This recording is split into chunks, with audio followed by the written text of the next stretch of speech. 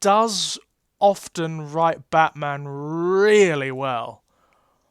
Yeah, I mean, he's got a very particular vision, hasn't he? Yes, very much so. Very much His so. his take on Batman, and it is Miller's Batman, and it's It's not. very much Miller's Batman, Yeah, actually. Very much. I mean, what I got from it this time, and it's something. It is actually something I get from Arkham Asylum as well, but in a different way. It's the way that this doesn't often happen in like the Marvel universe. You get these very complete stories of Batman. From Frank Miller and from lots of other writers as well, where they're not necessarily part of a wider canon. sure. They're self-contained stories that have a very definite beginning, middle, and end, and it works very well. Yeah, it's interesting you should say that. I mean, there's an argument that Dark Knight Returns kind of kicked that off, really. You know, because Right, right. I'm trying to think about, because I was looking at the chronology of this, Hmm.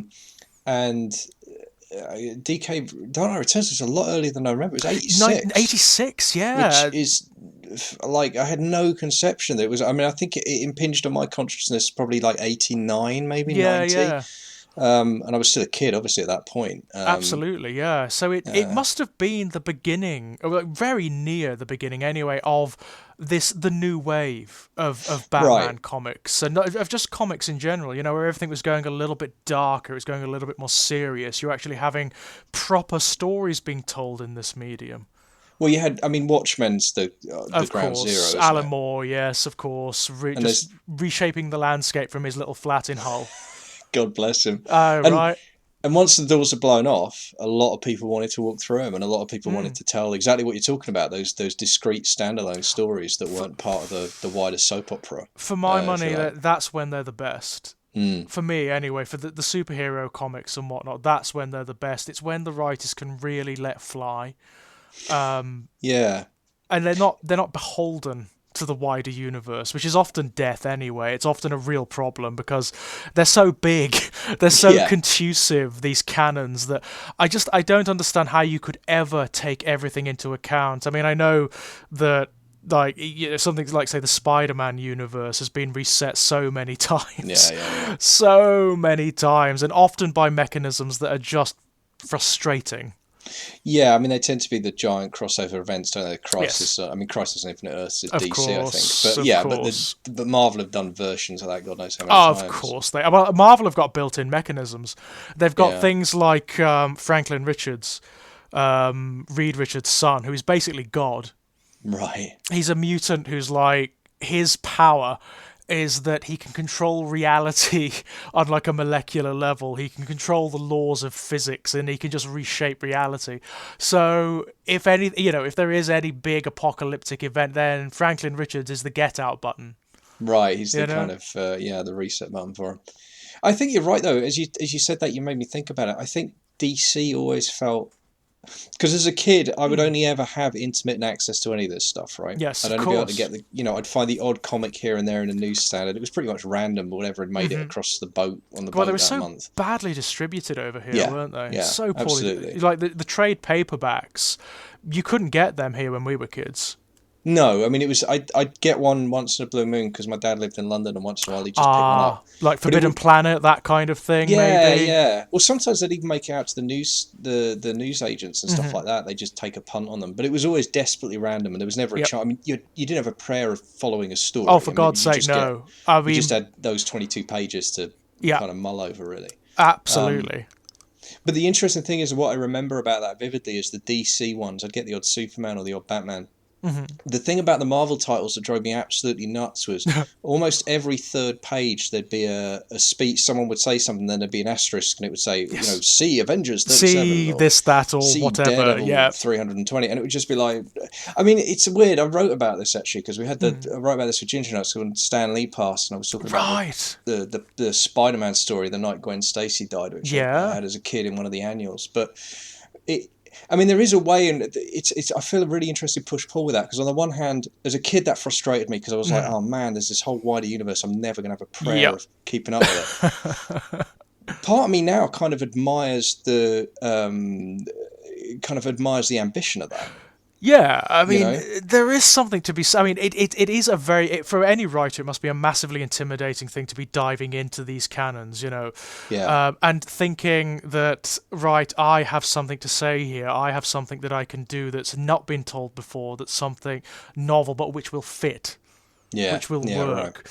It's a tricky thing. I mean, my sort of are you recording, by the way, Kit? Yes, yeah, yeah. Yes, me too. Me From too. the hello. I just thought because this is good stuff. Yeah, yeah. Me We've too. started as far as I'm concerned. That's Absolutely. fine. So, guys, ladies and gentlemen, by the way, welcome to What the Hell is Wrong with Us? This We're is doing. literally what we're like. Yeah, Okay, we literally pick up the call this and is start it. I talking. mean, that's the preamble. We're talking comic books, specific comic books in a moment, but we're just talking generally at the moment.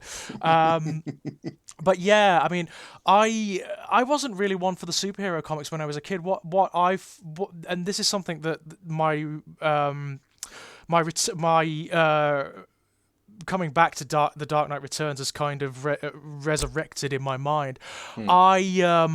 I had a friend of when I was a kid who was much richer than I was, Right. much richer, as I think most kids did, and he used to get these very obscure things, like 2000 AD comic books that you couldn't get anywhere, and Sure. the US comic trade paperbacks and stuff like that. And I Right. remember him having a copy of The Dark Knight Returns. It must have been one of the very first of these Yeah. sort of trade paperbacks, and I didn't understand it when I was a kid. I didn't really Hmm. get it. I didn't understand what it was about. I just knew it was Batman and it was cool and it was Yeah. interesting.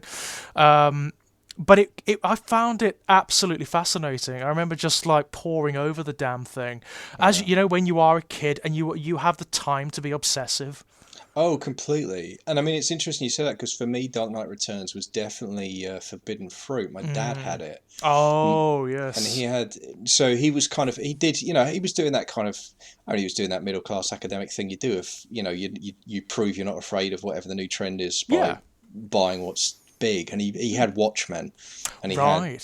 he had Dark Knight. So now Watchmen, he categorically would not let me read, I guess, because of the sexual I content. I kind of understand that. I mean, Yeah. there's a lot of very ribald and dark stuff in Watchmen.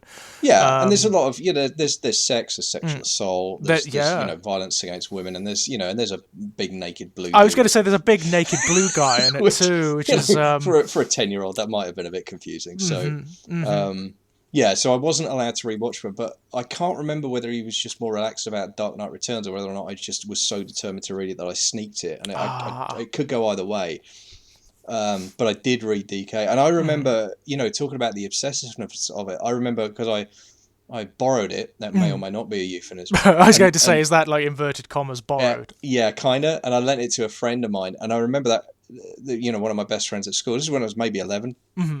And I remember literally the next day, he showed me this pencil drawing he'd done Uh, of Batman with a rifle. You know, the scene where he's on the roof of the Twin Tower, yes, and yes. he just done this. It was a pretty good pencil sketch Uh-huh. for an 11-year-old, but he was just obsessed with these kind of the iconography of it. There was so many of those, absolutely amazing panels in this book. Yeah, and it's the way. I mean, this time coming back to it as a kid, I actually found it rather confusing for a comic Yeah, book because it is paneled very strangely for a comic book. yeah, it is. It feels very literary for one thing. If you take the text and take the pictures away, then often the text scans as a kind of short story. You could actually Yeah, read it as a kind of short story, especially in those sections where you get the news commentators talking to one another and the sort of talking heads, the pundits. mm, You could take it as this almost like postmodern, very unusual short story referring to a kind of comic book universe. But sure, as a kid, I didn't quite get how the panels fit together. right. So it took on this almost surreal, abstract quality for me. Okay, that's interesting. Yeah, I mean, the thing I like about the storytelling style, and I mean, I think it is one of those things where it's. I mean, that's because I know we talked about this. I read the Dark Knight Strikes Again as Mhm. well, just because I hadn't reread that in a while, and I think one of the reasons that Dark Knight Returns is so much better is it. In Strikes Again, it slips into incoherence. I think on more than Right. one occasion, but in Returns, what it reminds me of is like, well, two things. It partly reminds me of an Oliver Stone Mhm. movie. the way he will kind of aggressively intercut media. Yes. But the other thing it reminds me of, and actually I would have had the background for this because I would have seen it the same year, it's Robocop. Of course. The news media is a Of framing device course. in Robocop. So I was completely Yeah. tuned into that as a mode. I mean, not on an intellectual level, obviously, but I was tuned into the idea of world building storytelling via the Yeah. news media and broadcasts. In this sort of ambient way, so you don't have like a narrator cutting in, which is actually, now that I think about it, something that's really strong in this book. Yeah, There isn't really a narrator that's sort of omniscient, that's godlike. What you actually get are points of view throughout from characters who are engaged in this world, and it is this kind of bubble universe, isn't it? I mean, from what I understand, it's not really part of any particular Batman canon. It's just its own reality, this universe. Yeah, although, and that's what's really interesting about it, because it was such a seismic event and because the follow-up Batman Year One was so successful, it has retroactively applied itself to the Batman universe. Oh, that's interesting. In some ways. So not so much Dark Knight Returns, but via Year One. Yeah, interesting. Now, I don't know if this is true. I've not been able to research this, but the imagery, for example, in Dark Knight Returns, of particularly the moment where his mother's necklace gets caught in the gun. Yeah. Now that's an absolutely, for me, that's a quintessential telling of the death of Batman's parents, the death of Wayne's parents. The pearls I think are in every single adaptation. They're in every one since. Since that. I think so. It's really odd. Although you're right, it is in official whatever in the DC Bible. DK is off to one side in a bubble universe. Actually, the iconography of it was so strong, it's bled back in. Right, I see. So like the ideas, the themes. Yeah, of exactly. Sort of and some of the imagery, it actually haunts the main narrative now, which I think is, or it's certainly the main narrative up to Big 52. I don't know what they're doing now, or New 52. I don't know what's happened since, and I think that's really impressive. Here's the other thing that I found out doing a bit of research. So there's a moment in Dark Knight Returns, one of my favourite moments. By the time I read it, I'd already read Death in the Family. And there's an amazing moment in Dark Knight Returns where Alfred, where the new Robins just come back to the cave and Alfred's really pissed, with Bruce about it. And he's like, do I have to remind you what happened to Jason? And there's actually the memorial, the Jason Todd memorial in there. It's a Robin suit in a glass case. And Bruce says, I will never forget Jason. He was a good soldier. He honoured me, but the war goes on. I mean, it's a fantastic... Miller, when he wants to write, that cat could write. He's good, I mean, for whatever personal or ideological beefs I might have with Miller, I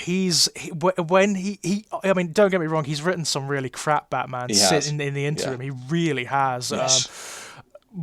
Often, which is very often the case with a lot of writers, when they allow a particular agenda to permeate what they do and to pollute what they do, it undermines their work. Whereas this one, it's not so much any personal agenda. It feels like he's playing with ideas. It actually feels like he's not quite as certain as a man or as a writer in this work, because you get these wonderfully balanced moments where you get one commentator giving this perspective, another commentator giving this perspective, and then in between you have people like Batman himself commenting upon what he's doing. I mean, I think for me on this reread, he does still, I think his satirization of the liberal position, especially when it comes to the psychologist, I do think he over-eggs it a bit. The language that there's that very particular doctor, isn't there? That psychologist who the language is too florid, it's too parodic, perhaps. It comes off as a little bit too much. Yeah, Bartholomew Wolper. That's the one. Actually, the names are great. The names are super. Throughout, the names are absolutely stunning. I think my favourite is the White House press secretary is called Chuck Brick. I think that's just absolutely. His face looks. Actually, he looks like the name, doesn't he? He's this big square guy. Yeah, that's right. Yeah, brilliant. All lines, yeah. But then again, that's not just Miller. That is actually the Batman universe anyway. The Batman characters have always had really great names. No, that's true. Yeah. I mean, they're all puns. Edward Nigma and so on and so forth. Well, Oswald Cobblepot. That is just the best. Genius. It is just the best, isn't it? Oswald Cobblepot. Wonderful. I love it. But to get back to Jason Todd for a second, and talking of the weirdness about Dark Knight Returns, this was written in '86. Death in the Family was '88. Right. So when Miller wrote about the death of Jason Todd, that hadn't happened yet. Ah. Now, so thinking about stories like for a couple of years ahead, Well, that's just maybe predicting a trend. I mean, yeah. in '86, there were rumblings about Todd. Like, he wasn't a popular Robin because he was a street kid and he Yeah. wasn't. I mean, they initially, I think, when they replaced Dick Grayson first time, they just created a Dick Grayson clone. But when they did what we talking about, they did one of the revamps in the '70s, and they just thought, well, let's do something different with Robin. Let's have Yeah. a different origin story. And the origin story for Jason Todd was he was trying to steal the tires off the Batmobile. Which is great. I That's think it's brilliant. really cool, That and is brilliant. it was a different angle, but Todd was a different Robin. He was a Mm-hmm. different kind of character to Dick Grayson. He wasn't as clean cut, and he Mm-hmm. wasn't as kind of straight laced, and he wasn't terribly popular with the fans. There was a That's lot of grumbling interesting. about him. Yeah, That is interesting because I actually like that version of Robin a whole lot better. I like the notion of a yeah, street urchin. I like the notion of somebody who's got a bit of an axe to grind, mm, being in that position, who's maybe a little bit foolhardy. And I yeah. like the dynamic that creates between that character and Batman. Right, and I mean it's something that they built up to, and they had it kind of running throughout, and Hmm. and obviously it comes to a head in Death in the Family because Of that whole story course. is kind of predicated on Robin going off the deep end, which he does when he Which finds he out his mother's still properly alive. does. Yes, he Oh, it's properly does. fantastic. It's a great. I mean, that's a great story in its own Hmm. right. But for the purposes of this discussion, what's fascinating is that so in addition to the imagery of the Dark Knight Returns having infected the rest of the line, Hmm. Miller also predicted the death of Jason Todd like 2 years ahead. Yeah, that's It, really interesting. So it does demonstrate that he's properly keyed into this mythology. absolutely. He is immersed in it. Whatever else you might think about him or his writing, he's properly immersed in this stuff. Yeah. But it also means that at the time that he wrote the line, he was talking about the then current Robin, and he was implying that the then current Robin had died by the time the Dark Knight Returns was written. And that that would have worked even if Todd hadn't died in the main public. I mean, it's just that's what makes it spooky, right? The fact Yeah, that death yeah. in the family happened A after. slight prescience going on And I almost. guess It's we should slightly explain. strange. Yeah, and I guess we should explain to listeners just so they're aware with Death in the Family, in case you don't know. So the reason it's so Death in the Family is the death of Jason. Spoilers: death of Jason Todd edition of the Robin, and the Joker murders him. Yeah, and it's a very significant point in like the entire Batman mythos, isn't it? It was one of It, those it's comics that kind incredibly of like just significant. landed and shattered everything. Yeah, Like people's preconceptions of what these comics were about and how far they would go and absolutely. who the Batman was and how he operates. I mean, this Yeah. comic is fairly similar actually in that regard Yeah, because there's a lot of that. it does shatter some preconceptions. I love the fact, for example, I think moving the story on so that Batman is not Batman anymore. He's old. He's creaky. He's not quite as he was. He's very like Bond in Skyfall. Yeah, absolutely. I think that's a really good shout, which is something that Fleming himself did in the novels period. Of course.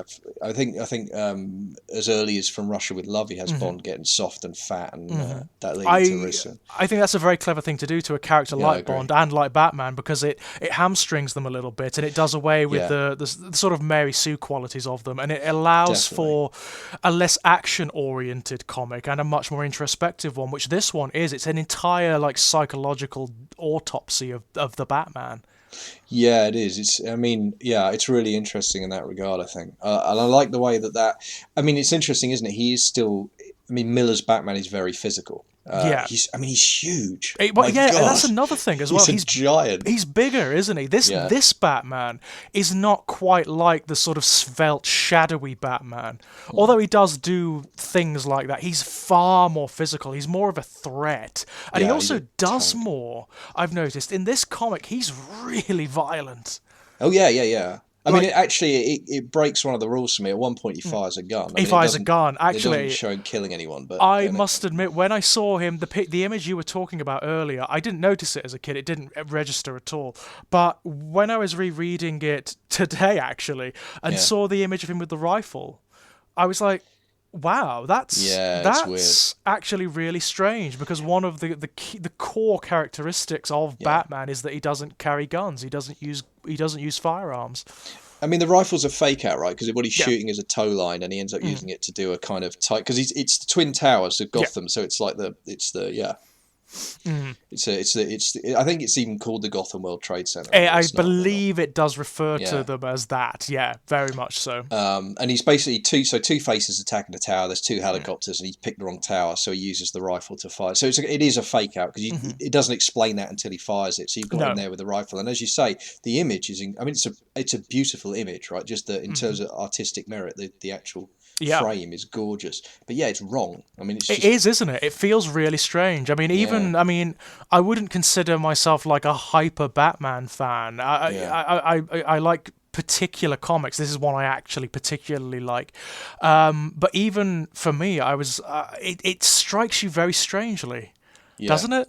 Yeah, it has this really. It's almost like. I mean, it sounds such a bizarre thing to say, but it sounds like seeing an inverted crucifix. You know? Yeah, it is. Sacrilegious is the word I was going to say. Yeah, absolutely. Because the thing about Batman that both of the comics we're going to talk about tonight gets right is that Batman is crazy, right? He's insane. Oh man, I mean that surprised me as well. Actually, his introspections as both Bruce Wayne and as Batman are brilliant in this one because what it really establishes, and it's a dark thing to acknowledge, is that and this is very early in the comic, he does it for himself. Oh yeah. You know, a lot of his moral posturing is kind of window dressing, and Miller really does get that. Yeah. He's doing it to express his own neurosis. He wants this so much. But he's just a bottomless well of rage, and the only thing that makes sense. I mean, it's a crusade of vengeance that can never be sated, right? That's the core of it. You know, there's a nihilism to him. Yeah, absolutely. There really is. There's like this incredible nihilism in this, where he does not care. Yeah. I mean, there's that sequence very early on where, as Bruce Wayne, he's strolling through Gotham and he's held up by two of the mutants, the gangers. Yeah, well, he finds himself back in Crime Alley, doesn't he? That's right. He's kind of automatic walked himself to the scene of the crime. Yeah. And they are murderous, these guys. They think nothing of like killing children or anything. They are complete like sociopaths, this gang. And they won't hurt him because one of them says he's into it. Yeah, that's right. He wants it, you know, and he does. Can't do murder when they're into it. Yeah, he does. That's the worst of it. He does. The Batman in this comic is a sick twist. Well, the line that he uses in that sequence, and it's really good because you've got the dialogue of the would-be muggers, killers intercut with his internal dialogue. And the line he says is like, you know, that your parent, you know, he's standing under the streetlight where his parents' bodies were lying, and it says, you know, and they're lying in front of you, bleeding and twitching, and the man who stole all the sense from your life is standing right over there, and we know so many ways to hurt him. Yeah, and it's the word "we" there that's so great as well. The implicit kind of dual personality thing. Yes, but then again, you also get like a sort of corollary to that later on, because the Batman actually talks to Bruce Wayne in this comic, like from the depths, and he says to him, and it's totally true as well, because Bruce Wayne doesn't even argue about it. He says, "You're just a shell. Yeah, I'm the reality. Yeah, that's right. You are the mask. You're just a costume." And Bruce Wayne demonstrates that to be true because he can't live as Bruce Wayne. No, he just can't. It's killing him. Like inside, it's killing him. Yeah, and it's interesting because Miller very consciously echoes that scene when he does. I know we're not talking about year one, but he does that in year one. He has when he can't figure out how to do the vigilante thing. He has this thing where he's supposed to be on reconnaissance, right? He dresses up as a vet, an army veteran with a scar on his face, and he goes down into the red light district, and then he obviously ends up getting in a fight, and he gets crap kicked out of him. And he goes back to the Wayne Manor, and he's sitting there bleeding in a chair, and he's just like, he says, if I ring the bell, Alfred will come and he'll bandage my wounds, but I'm not ringing the bell, because he's looking at the portrait of his parents. And he's like, you got to tell me what I'm supposed to do. You got to tell me how I'm supposed to do this. And that's when the bat comes through the window, shatters the window. Right. And that sequence is, but of course he wrote first the sequence in Dark Knight Returns where that happens. Where that wonderful happens, shot. Yeah, with the light. You could see the crisscross of the windows on his face, and it creates almost a mask effect. He's been watching telly, and he's been watching Zorro, hasn't he? That's Wonderful stuff. Again, this is something that you get a lot, not just in Frank Miller comics, but in Batman comics generally. You get a lot of symbolism. There's a lot of symbolic storytelling, which you don't necessarily get in many other DC franchises, and you don't actually get hardly ever in Marvel. No, you're right. I mean, Marvel's very technicolor, isn't it? And it's Yeah. very. I mean, I think, and I don't actually mean this as an insult in this case, but Marvel's very soap opera too. I think. Oh yeah, absolutely. I mean, And it's and I mean that. I actually mean that in a positive sense for Marvel because I enjoy that aspect of it. I like the yeah. I mean, interconnectedness of it and the relationships and all that kind of thing. But yeah, but the thing about Batman is, and these two comics, let's face it, are exemplars of the form. Batman's not always this absolutely. good, and I mean No. Arkham Asylum. My God, Yeah, I we're going mean, to talk this about is symbolism. that's the other one that we're going to discuss, by the way, Yeah, ladies and gents. And actually, yeah, I yeah. mean, just returning to this this notion of Batman being the reality. That again, that's something that's picked up in Arkham Oh Asylum. man. There's a great moment where I think it's Black Mask says to the Joker, "Take off his mask. I want to see his face." And the Joker says something to him like, "Don't be Don't be an simplistic. idiot. That is Yes, his real don't be an face. idiot. That is his Yeah, face." yeah, You know, and it's like, yeah, that's true. yeah. That's I mean, totally Bruce true. Wayne's entirely absent from Arkham Asylum. He is. There's no Bruce Wayne in it. It's all There's Batman. Yeah, nothing. You hardly see anything of him. In fact, you hardly see anything of the Batman himself. What you see is a shadow. that's true. Yeah, a pointy-eared shadow You see a shadow. I and the mean, occasional gritted teeth. Yeah, Arkham Asylum is a totally different kettle of fish in many respects. It's yeah, it's a different beast. But what they've got in common, and this is what I wanted to come on to actually mm, with the symbolism line, because mhm, it applies to both. But there's a particularly nice section of it in Dark Knight Returns. mhm. The other place that symbolism really plays out in Batman is with his rogues gallery. Ah, Now, yes. one of the reasons I selected these two comics as a kicking off point for a conversation between you and me on the theme of what the hell is wrong with us is because Mm, why I like Batman and why for me Batman will always be probably my favorite, comic book character series, whatever mhm. you want to call it, is actually because I think Batman has the best rogues gallery. Totally. Yeah, I And completely agree. like, and when I say, but the thing is, it's like it's so far ahead of every other comic book rogue gallery, it's Yeah, kind of embarrassing. yeah, Like absolutely. no I one mean, else comes within a million miles of the Batman rogues. It's just insane how good it's it because is. they are not just like superpower de jour, which is what most villains are in Right. superhero comics. They're beyond whatever token personalities they might have. They're about whatever power or aesthetic that they have. Whereas in Batman, that's not true. Yeah. In fact, most of them don't have any kind of sort of silly superpower or anything like that. They are just costumed psychopaths or people with Yeah. incredible problems. And they play off of one another so beautifully because they're like, and this is something that Arkham Asylum beautifully acknowledges, they're more like shades or aspects of a schizophrenic personality, a whole Yeah. personality, which is the whole setting of Arkham Asylum is exactly that. It's this Yeah. giant diseased mind of which Batman is kind of like I don't even know what you would say he is. He's kind of like the superego of that mind. Yeah. It's Yeah. very, there's something very Freudian but simultaneously very Jungian going on in Arkham Asylum, but it knows it. I think Batman's symbolism in if Arkham's a mind, then Mm, Batman is kind of will to power. yeah. You know. So the superego, then Yeah. basically he Yeah. would be the Absolutely. superego.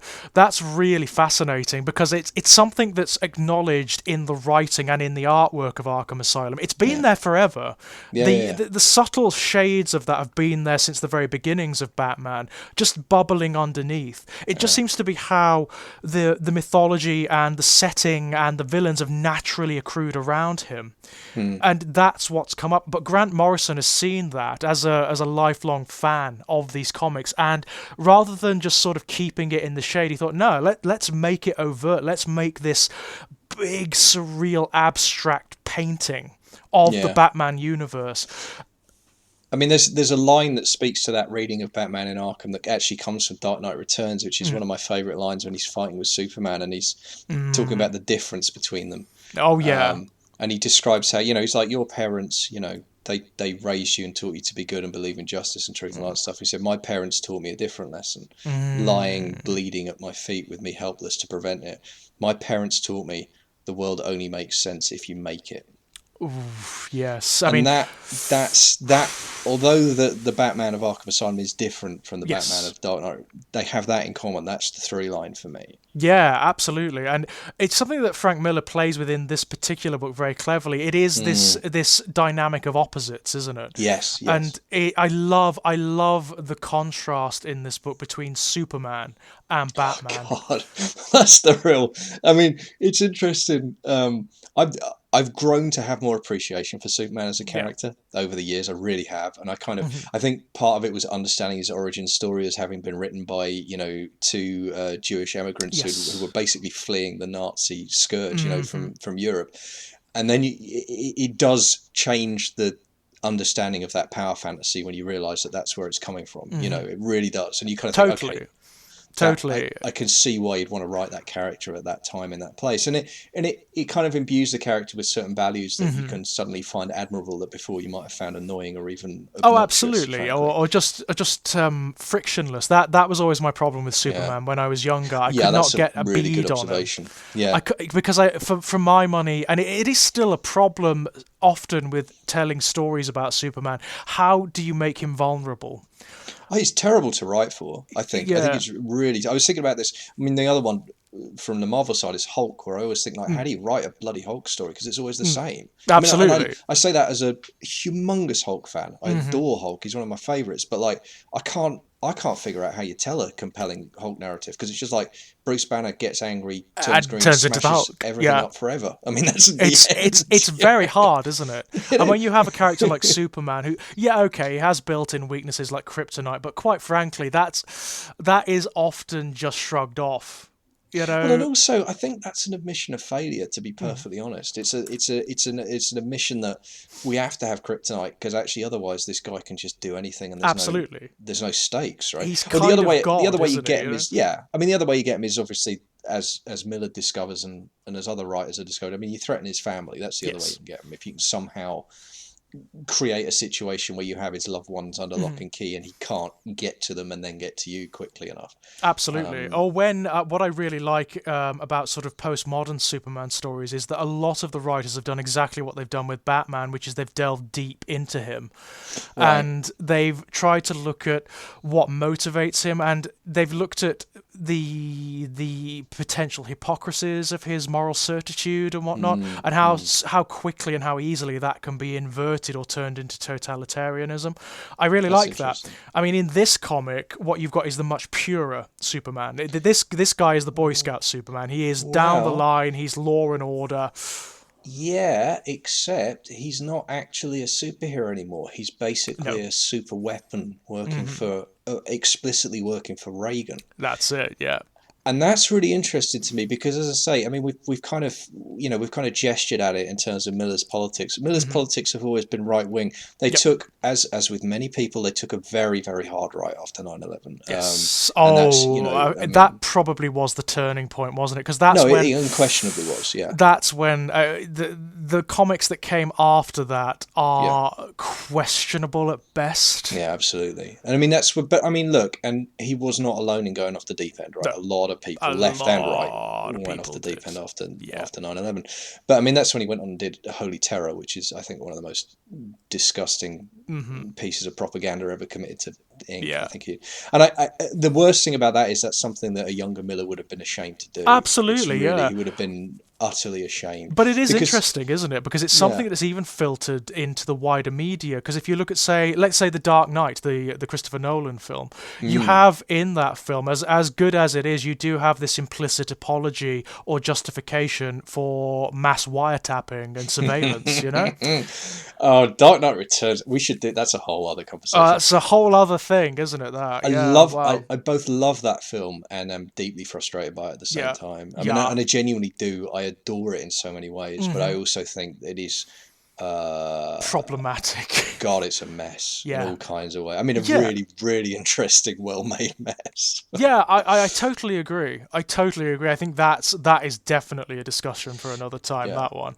But to get back to the Rose Gallery thing of Batman, one of the things that I do think is really interesting about Batman is, and is given how strong his Rogues Gallery is, what he doesn't really have is a Moriarty type figure, A which I sort find of really interesting. Like, the equivalent of. yeah, because like the Doctor's got the Master, right? Mm-hmm. And if you think about Superman and Lex Luthor, there's a kind of brains versus brawn thing, Mm-hmm. so that kind of works.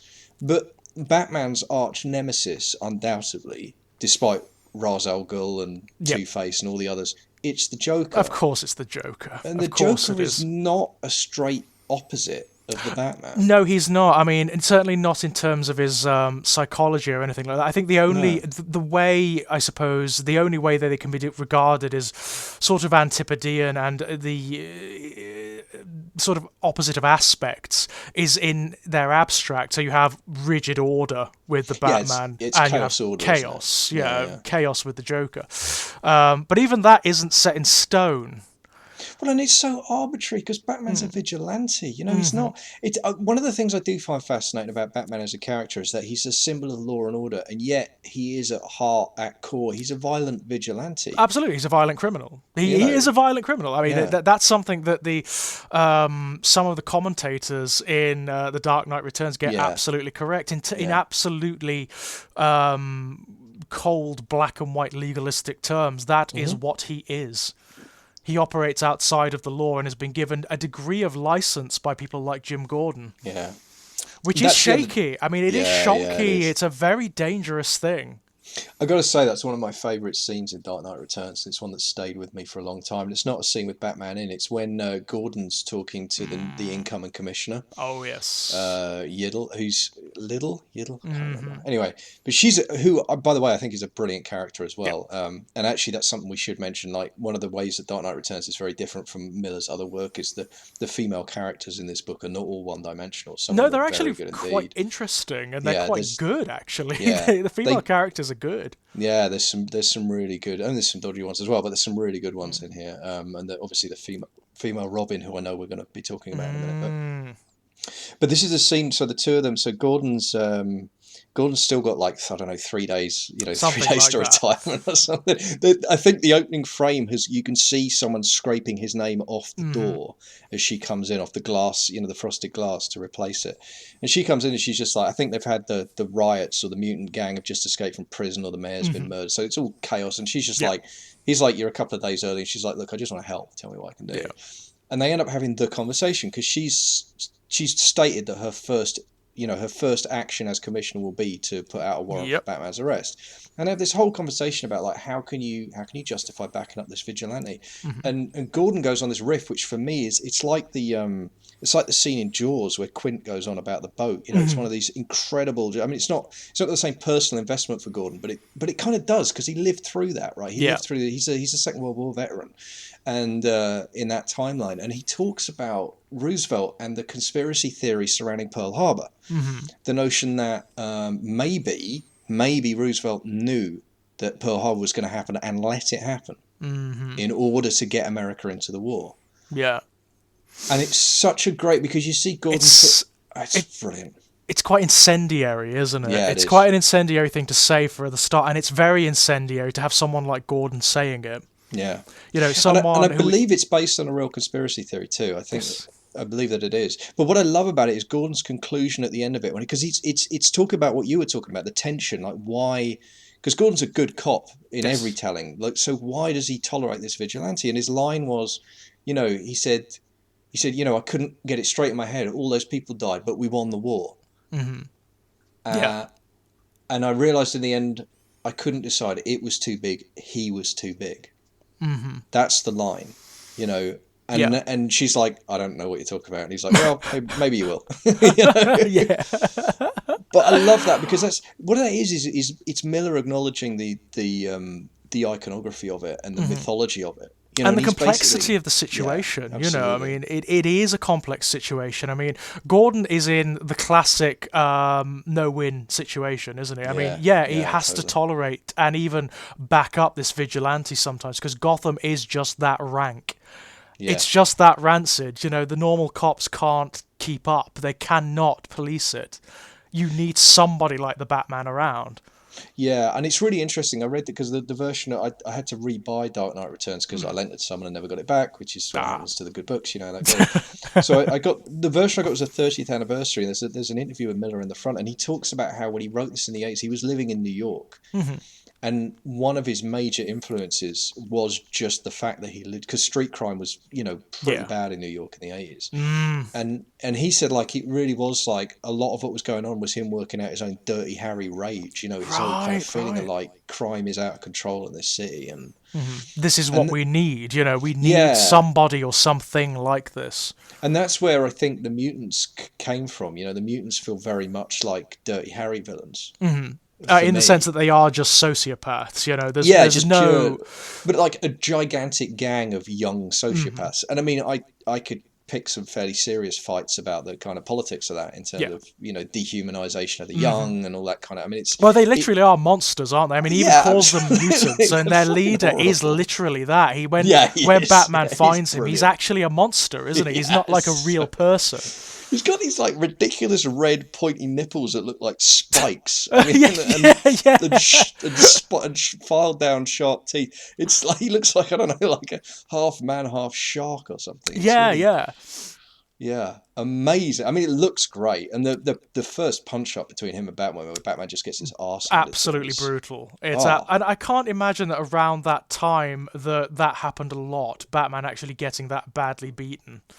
no, right, absolutely, and it's a key moment in the whole story because that's where Carrie Robin appears for the first time in Batman's life, right? It's very clever because I don't think if she just approached him when he was in his right frame of mind, he would have had anything to do with her. He would have told her to No, get lost. You know, he would have made sure that she wouldn't have taken on that mantle. But because of the state of mind that he's in, there's this overlap between his memories of Jason Todd yeah, and yeah. this new girl. You know. There's a there's a great line in it.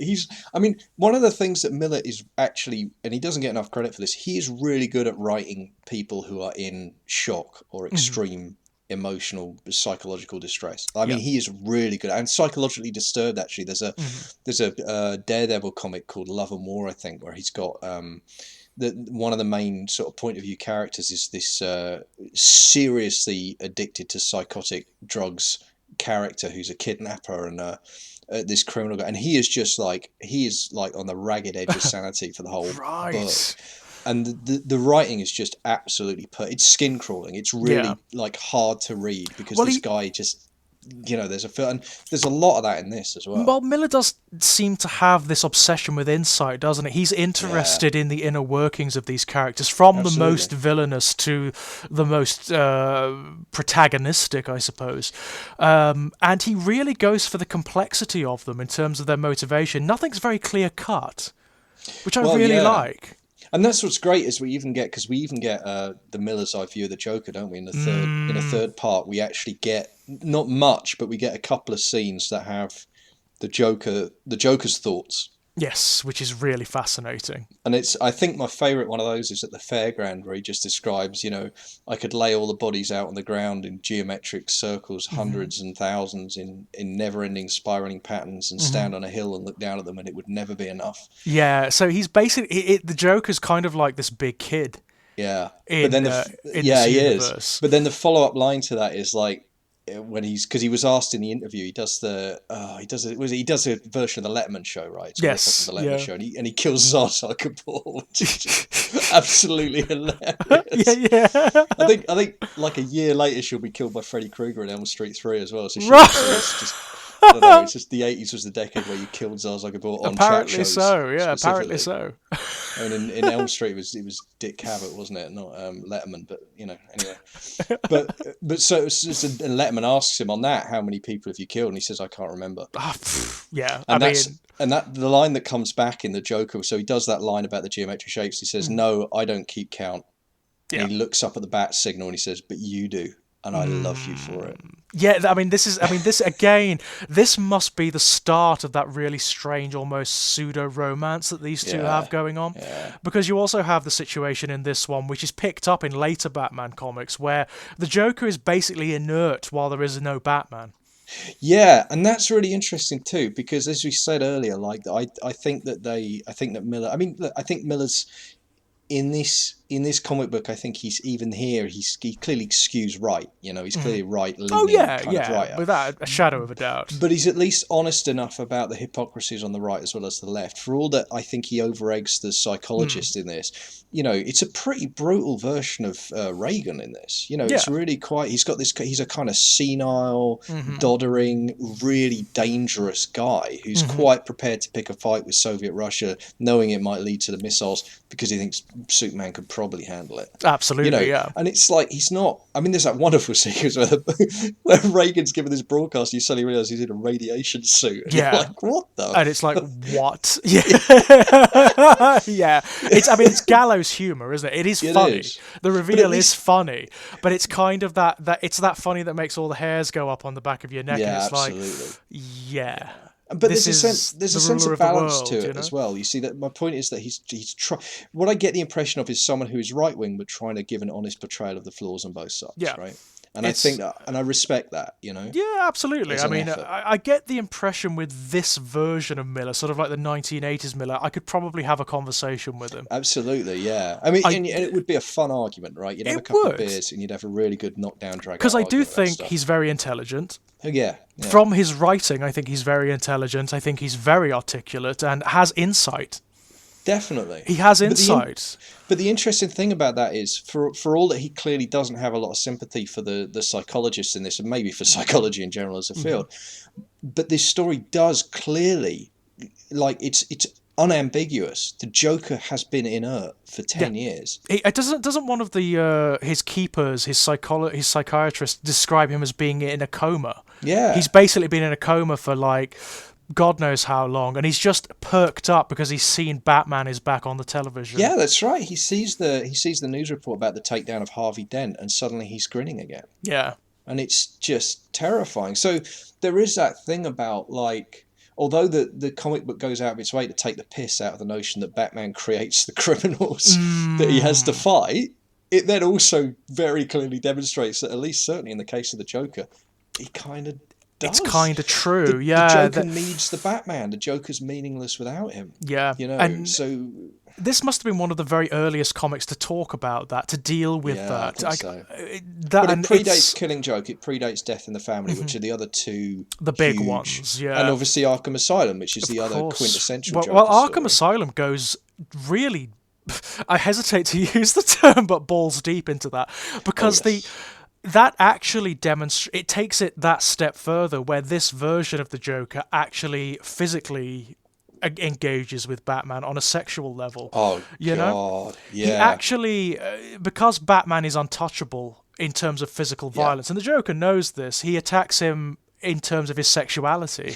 He literally grabs his ass. He actually grabs his ass and keeps calling him honey and whatnot. Yeah, he's very into Batman, this version of the Joker, which I think is fascinating. I think it's absolutely wonderful. One of the things I love in Arkham Asylum is the justification it tacitly gives for why he's always different, why there are lots of different versions of the Joker. No, I agree. Basically, one of his psychiatrists states that he reinvents himself every day or every hour, every moment. So he could be an entirely different human being psychologically from one second to the next. Yeah. She actually states that he's not insane. Right, she describes it as a kind of super sanity. Yes, it's this new sanity it's this new version of sanity it's postmodern sanity. Yeah. He's basically an avatar of post-sanity humanity. It's great, isn't it? Well, I mean, I think the way they explore that is to say he's basically got no control over his sensory input. He's dealing with the world with a level of constant and complete and total sensory overload, and his only way of responding to that is to just go with the flow. Yeah. Whatever the flow is in any It's a very moment. clever and wry way of explaining why different writers create different Jokers, and why he's been very different down the years. At some points he's just like a hokey hoodlum who plays silly pranks and robs banks and whatnot, and then in other extremes he is this complete sadistic lunatic. Yeah, and I think what's funny is that's clearly a bee that Morrison had in his bonnet for a long time, because when he came to do his run on Batman, he did a very similar thing to explain he decided to make all of the previous Batman comic stories canon. And the way he did it was basically have Batman be spiked with hallucinogenic drugs for the entire of the 70s. So all of that stuff with the giant typewriters and all the kind of absurd, outlandish stuff, that was all happening basically because Batman was tripping balls for 10 years. Absolutely brilliant. I mean, Grant Morrison, in opposition to Frank Miller, Grant Morrison is this holistic writer. Yeah. I mean, I think Frank Miller is very keyed into psychology and social, and sort of like the social and cultural aspects of what comics and Batman and all of this stuff is about. Whereas Grant Morrison, he takes that on board, but he also acknowledges other arenas. He's very metaphysical. Yep. Arkham Asylum, it incorporates psychology massively and various different schools of psychology, for God's sake. There's like Jungian archetypes all the way through this, but also intermingled with Freudian archetypes, which are often, sort of counterpointed to Jungianism. And then he mixes it with the occult stuff and the mythological stuff and the folkloric stuff that always comes up in Batman comics. It's so bloody clever. Yeah, it is, and it speaks to. I mean, Morrison. Everything you've just talked about there are obsessions of Morrison as well. Of course, well, he's a wizard, isn't he? He actually, like Alan Moore, he regards himself as a practicing magician. Yes, I think we'd have to describe them as coming from separate schools. To put it politely. To put it politely, because they've had a long-standing feud, have they not?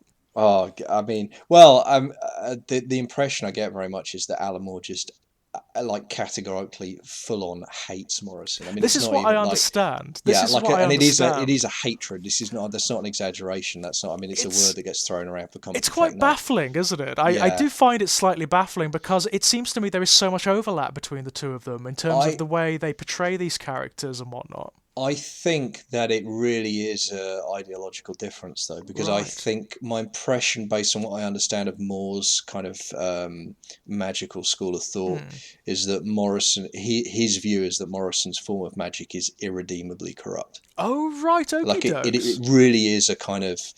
It really is an ideological opposition because Morrison's a chaos magician. That's right. Yeah, he is, and he very much believes in exploiting whatever powers he may or may not have for financial gain. He thinks. I mean, there was an interview with Morrison I remember seeing for it was a convention called Disinformation where they put all kinds of counterculture figures together. And one of the things I remember vividly from that, well, one of them was Morrison being on drugs, which was quite interesting in and of itself. But there was a line he said in that because he was explaining how he did his magic. He was talking through the practicalities of it. But at one point he also said, "Listen, what you have to remember about all this stuff is they need us. They desperately need us. The normies, they desperately need us. When they give you the money, that's their way of telling you've won because that's how they understand the world works. So take the money, take it every time." Right. And that's obviously like that is a view that that Alan Moore would find morally repugnant. Absolutely, yes. I mean, that cuts to the core of what Moore is and what he believes. As a kind of disgusting, disgraceful. Because as far as he's concerned, if they're throwing that much money at you, you're doing something wrong. Actually, it's amazing, isn't it? It's amazing to think, especially given that. Grant Morrison, when he created Arkham Asylum, I mean, you've read about the biography of this, I'd assume. I've read a bit, yeah. Where he was basically homeless and penniless when he wrote Arkham Asylum. He was literally couch surfing. He was living on a friend's couch. And have you read the copy of Arkham Asylum that has the actual script in the back? Yeah, that's the one I got actually, because again I had to rebuy it. Yes, of course. So that script is amazing. Yeah. As a document, it's absolutely incredible. I cannot believe it ever got made. I can't believe it. You look at it and you're like, can you imagine being in like the DC offices in like the sort of, when was it published? Like the mid 1990s, was it? Sort of mid to late 1990s, and getting this weird footnote-filled document that talks about occultism and talks about alchemy and pays reference to John Dee and to just Aleister Crowley and can you imagine getting it and thinking, if this landed on the executive desks at DC, I cannot imagine anyone doing anything but throwing it in the bin and just disregarding his name totally, and yet that didn't happen. No, it is one of those quite amazing, I have no idea how this got I, made. I But I'm don't know. very, I just I'm just cannot. profoundly It's grateful. it's one of those it's one of those weird moments of beautiful artistic serendipity where Yeah, everything must have the stars must have aligned, yeah, and Morrison's magic, whatever he wove, must have worked, yeah. because this comic should not exist. It No, should not exist. It is. I mean, I really enjoy The Dark Knight Returns. I think it's a beautiful example of comic book art. I really do. yeah, But this book, Arkham Asylum, is something I think it's off the charts. I think it's oh off no, the absolutely. charts. I think it is a beautiful work in any medium. As a piece of writing, it is sublime. Yeah, It scans like poetry. The writing that exists in it scans like poetry. You have the story, which is elusive and ephemeral and strange, is yeah. told as much through images as these scraps and fragments of mythological nonsense and metaphysical witterings. It's so cool. I mean, it's actually a ghost story where everyone's a ghost. I mean, Everyone's a they ghost. all And feel like ghosts. they're all ghosts of one another. Yeah, yeah, They're all reflections and aspects of one another. And Batman is like a mote of sentience wandering through this yeah, completely diseased mind, encountering parts of itself. All of the rogues gallery have been rewritten and recreated in this book to take on new aspects, to become mythological, to become aspects of a psyche. It's beautiful. It's yeah, totally beautiful. I don't even need to read Arkham Asylum. I can just flip through it yeah, and look at the images and just be astounded. I mean, Dave McKean's work. Dave McKean is a fabulous artist anyway. You yeah. know, And it's this it is this is a career high for someone who is a world class totally. artist. Totally, Um, and when he took the job, he didn't think much of it. He thought it was just like something to tide him over, and but it didn't yet stop him going for it, did it? no, it did not. It is a beautiful piece of work. It does not read like a comic. It doesn't feel like a No, comic. It's its own entity, this book. yeah, And again, The Dark Knight Returns, it exists in this vacuum. It's its own oh very yeah, peculiar thing. I love the recreations of the villains. yeah, I do. I I mean, love them. it's Arkham Asylum contains either my favorite or my second favorite Joker. I mean, I still can't decide between this and the Heath Ledger presentation, which I Yep. actually think is Yep. the first time he walked on camera, and instead of laughing, he said the word "ha, Yeah. ha, ha." I was like, okay, my Joker has finally arrived. Yep. That's my guy.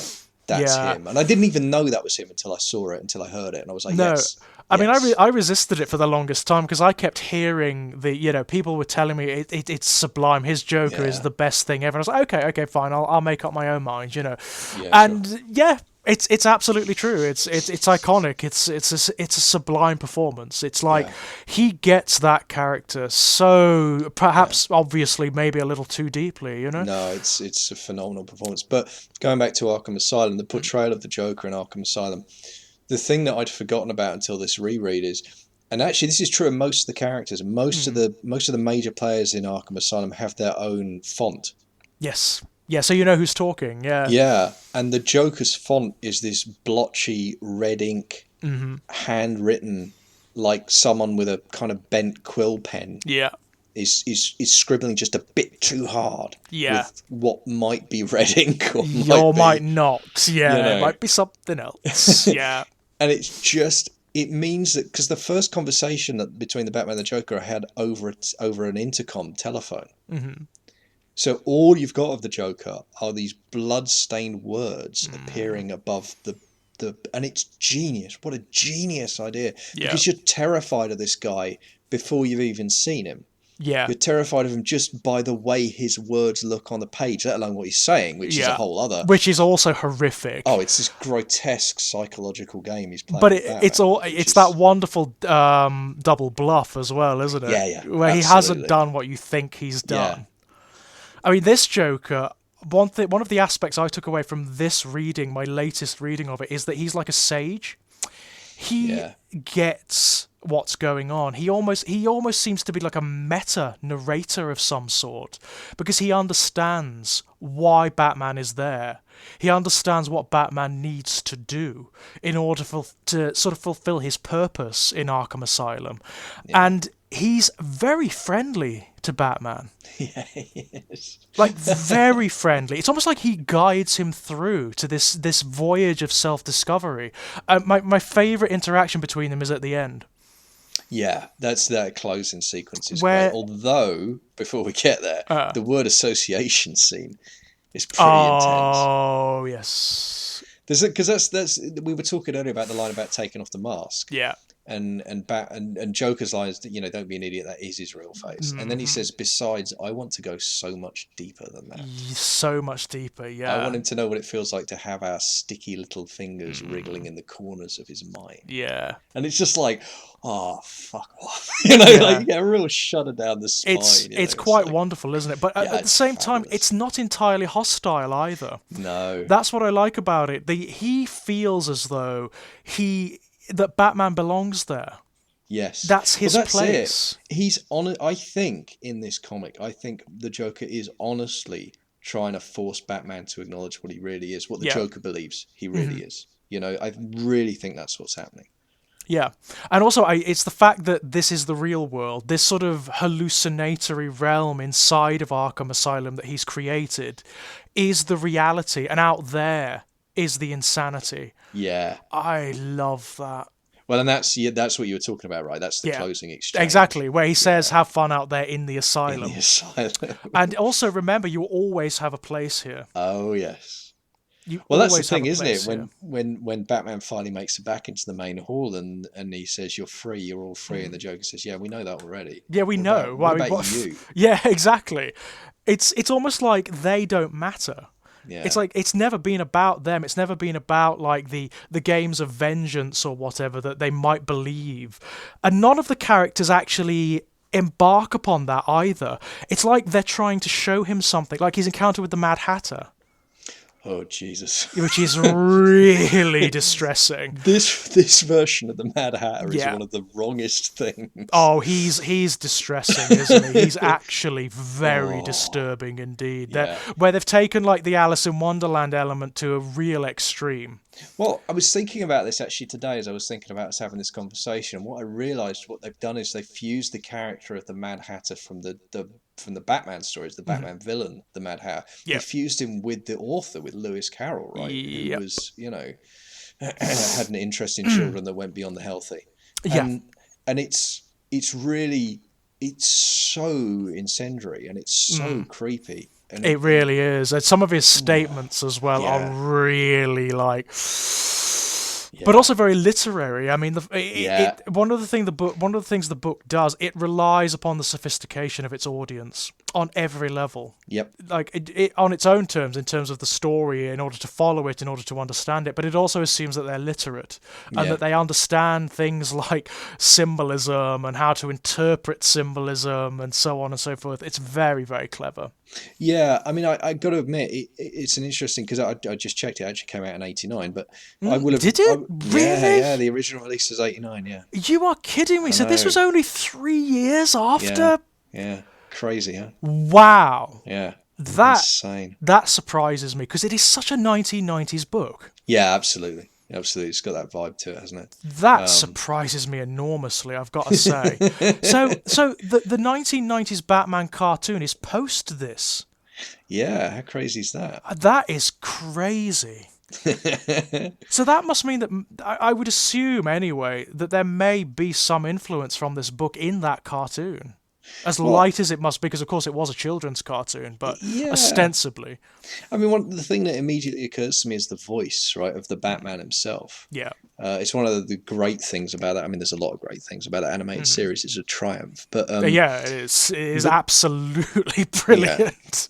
And the fact that they managed to persuade Warner Brothers to give them the movie soundtrack, the Elfman theme was great. But Batman's voice is superb. And again, we were talking about the fonts earlier. One of the things that they do in Arkham Asylum that I'd forgotten about again and was delighted in, so the Batman's speech is white on black background. So it really like pops on the page. You know? You And it know has when its it's him own kind of, speaking. and it has its own kind of sinister quality. You know, Oh, it really Batman does. in this comic, Batman is at least as distressing and disturbing as the villains. Because you never see him. You don't get any hint. As you said earlier, you get no hint of this guy being a mortal man in No. this comic. He is a living shadow. I mean, there's that really interesting bit, isn't it, where Gordon's like, you really don't have to do this if you Yeah. don't want to, and that's the only time you get even a sense of it, where he says, "No, the Batman will be fine. It's me.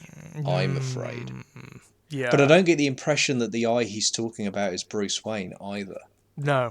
It feels like it's almost a third person. Some amalgam of the two, or the notion of the mortal man within the Wow. cowl, maybe. But then once he's in the asylum, he becomes almost entirely metaphysical. Well, he's got to though, hasn't he? Yeah. Don't you think that In that environment. yeah, he has to front it out. And what I love about that is the conclusion when he finally realizes the way he's going to get out is by proving. It's that great line. I've got to prove I'm stronger than them, so I'm Yeah. going to let them flip a coin. Oh my god! But what I love about that situation is the way it inverts Harvey Dent as well. Yeah, Because he lies. yeah. He actually goes against the core of his Goes own against character. the coin. Yeah. He lies about the coin, and this is I mean one of the things I think is absolute genius is the portrayal of Harvey Dent. The way his treatment is to wean him off the coin onto systems that have more options. Well, they start with a dice, right? They start with a dice, Yeah. then they're trying to get him onto the I Ching, aren't they? That's right. He's on tarot when we meet. Tarot cards, yeah, but it isn't working. What I love about it is that complexification has reduced him to nothing. It's reduced him to this gibbering creature that can't even determine if he wants to go to the bathroom or not. There's an interesting line, though, isn't there, in that where the doctor says to, because they have that exchange where Batman says, it looks like you've destroyed a man instead of helping him. And then the doctor says, sometimes you have to tear down in order to rebuild. You do, I mean, it's an interesting thing reading at this time. I did find myself wondering, it's kind of not fair to judge a treatment when you're halfway through. Maybe it would have worked in the long run. Maybe they could have gone somewhere. Well, maybe the ending is a suggestion of that. Maybe something is happening. Maybe something is working there. But it's such a clever thing to do for the character to actually have him consciously resist the coin, resist his own fate, and resist his own sense of personality, because that's what it's all about. But at the same time, by doing it, it does reinforce the duality, because I actually think it's the final line of the comic. Who cares for you? You're nothing but a pack of cards. You're nothing but a pack of cards, yeah. The callback to Alice in Wonderland, very bloody clever. But in the process of doing that, what he's doing is reclaiming the coin and reclaiming duality. Yeah. So the sense is that by the Batman forcing him to do that, and again, we're back to this theme, because the Batman forced him to do the flip, and because he lied, even though he lied about the result, it still forces Two-Face to re-embrace who he is, I suppose. That shattered psyche. I love the fact that the Batman has some sympathy for that, because he's the same. Yeah, that's why they do have that in common, don't they? Actually, Dent is not a Moriarty figure to the Batman exactly, but they do have that kind of two-face. They do have that duality, I suppose. Yeah. That's and that's interesting because they come from a similar world, don't they? I mean, there was a time when Bruce Wayne and Harvey Dent were friends, Right. And again, that's something Miller did really well in Year One. It was a really fun where he's got like Batman hanging out, and there's a kind of, he has it as a running gag, like the press think that maybe Harvey Dent is Batman, right? Yeah. Which is a lovely, which very makes sense. Clever. I mean, it makes perfect sense, doesn't it? It actually works. It makes more sense than Bruce Wayne being Batman if you don't know about the circumstances. Right. It really does. I can well understand why some journalist in Gotham would make that conclusion, Yeah, well, especially as they are working together. I mean, it's really kind of, it's fun. I really enjoyed that. But I also, in Arkham, one of the things that I loved is the story of Amadeus Arkham.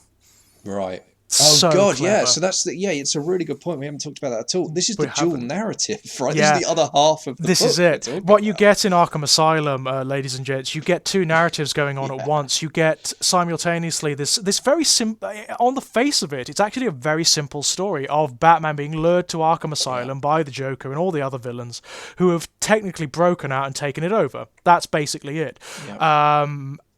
running underneath that, you get this parallel story of the history of Arkham Asylum and of Amadeus Arkham, who built it. And there are all of these very peculiar coincidences and parallels and bits of poetry between what Amadeus Arkham experiences and what happens later in the asylum, and it lends everything this air of occult poetry. Oh, it's the kind of storytelling that can make you a little jealous. It's totally. It's so well crafted.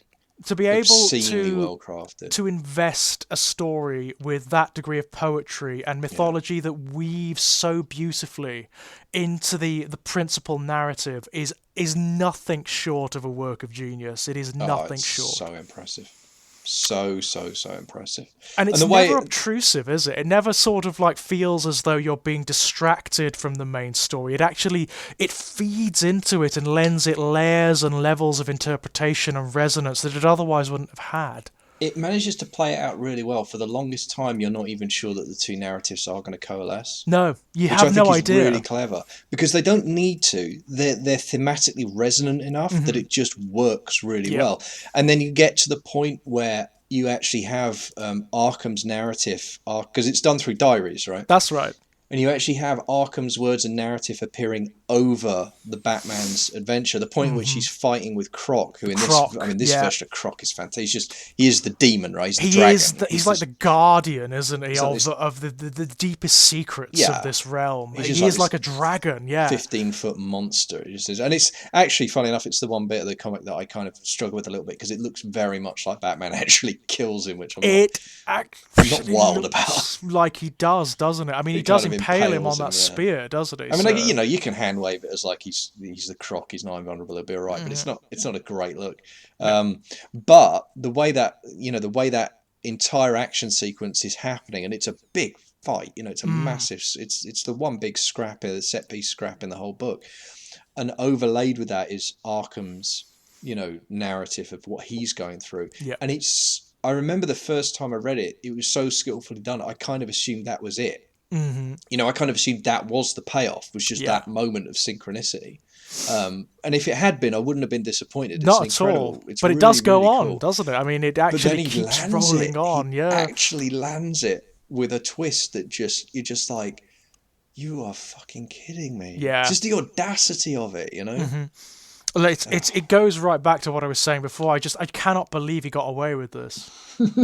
I cannot believe he got away with making it. It is, I struggle to think, sitting here now, of a comic book that is as resonant and beautiful as this one. Yeah, no, I think it's and it's a combination of these two just incredible artists at or very near the top of their game. Yeah, and totally. It's a lightning in a bottle kind of phenomenon, really. And I'm really glad it is, as we discussed with both these works, I'm really glad it is off to one side, this one.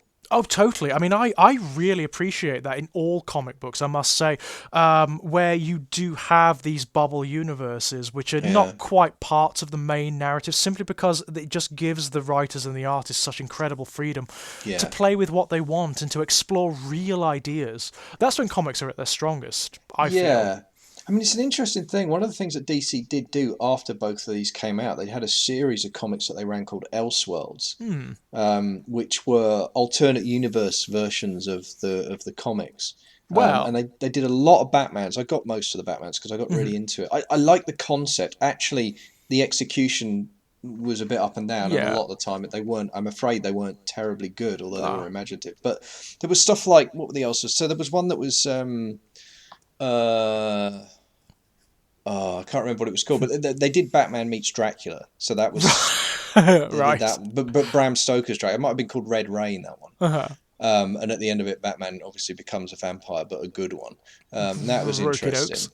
Gotham by Gaslight, which was so turn of the century, Jack the Ripper turns up in Gotham City, and that could be really fun. That wasn't bad. It was. It was a murder mystery type thing, but it worked. The potential for that is enormous, isn't it? Yeah, And the version of the Joker in that was fun because his Richter's grin was caused by strychnine poisoning, which was Right, really, okay, they that's had some kind fun of with it. cool. I like that.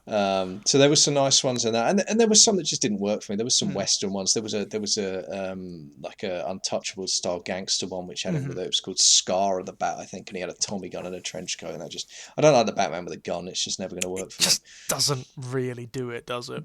But my favourite one was Holy Terror, which I actually think was phenomenal, and I don't think it got a lot of press. But that one was set in an alternative version, and it set it up brilliantly in the opening monologue, where basically Cromwell didn't die when he died. He rallied and he lived for another 3 years, and what that meant was that the United States was not ever founded as it never became a democracy. Ah. It became a Christian theocracy.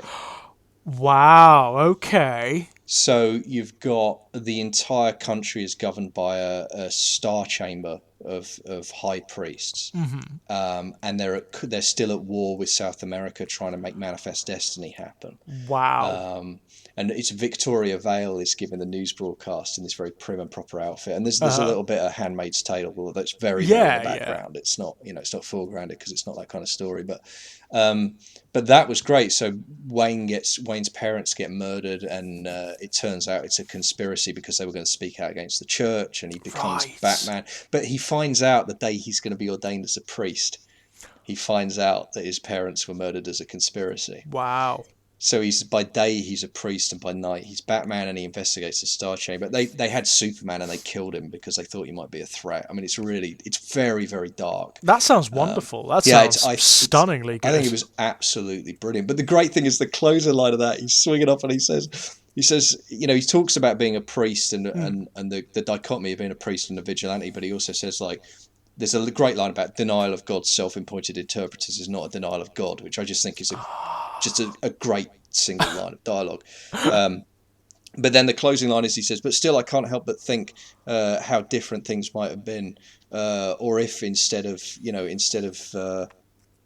being murdered by a conspiracy of the government, my parents had just been killed by some random street criminal, perhaps then everything would have been different. As he kind of swings off on his line into the, Wonderful. So there is like almost this acknowledgement of the inevitability of Batman in the multiverse. Yeah? That's what I really liked about it. Yeah, it felt very strongly played into that. And I don't think any of the others were really that good in the kind of bubble universe Batmans, but that one was an absolute stormer.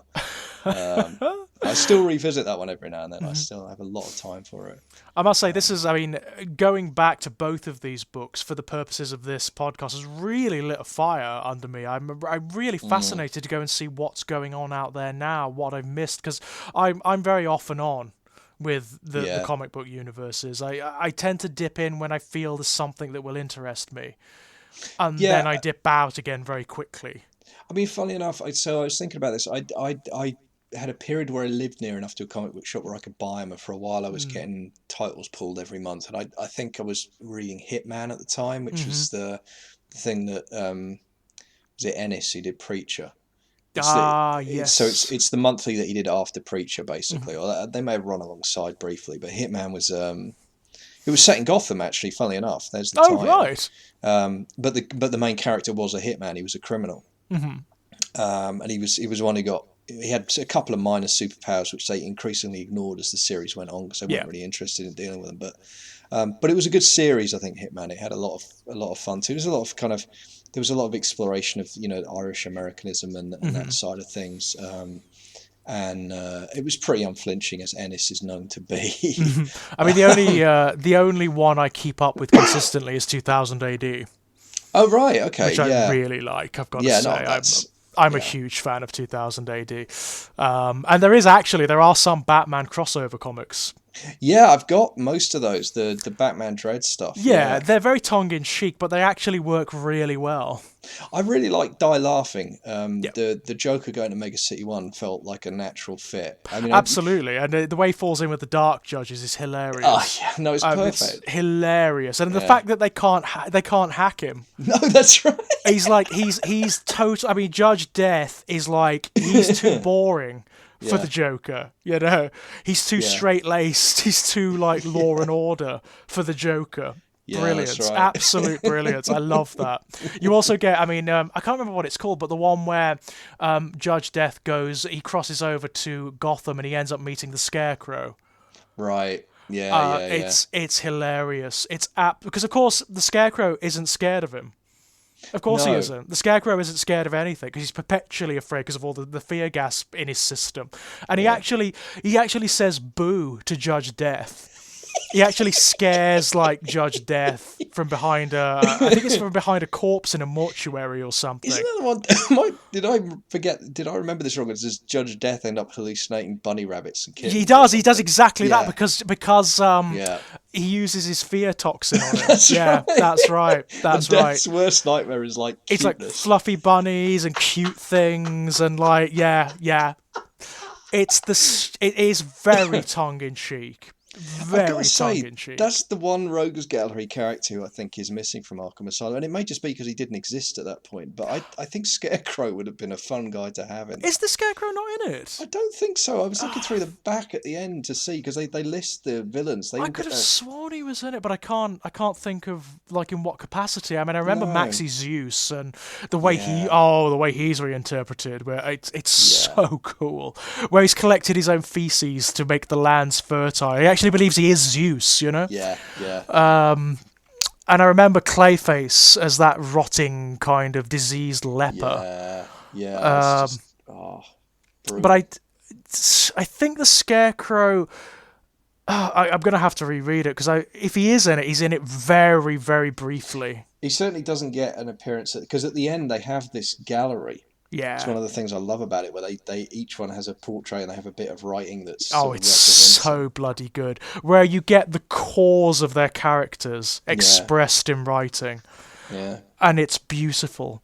It's the Joker's is all contradictions, isn't it? yeah, yeah. It's like one statement, then it's complete opposite on the other side.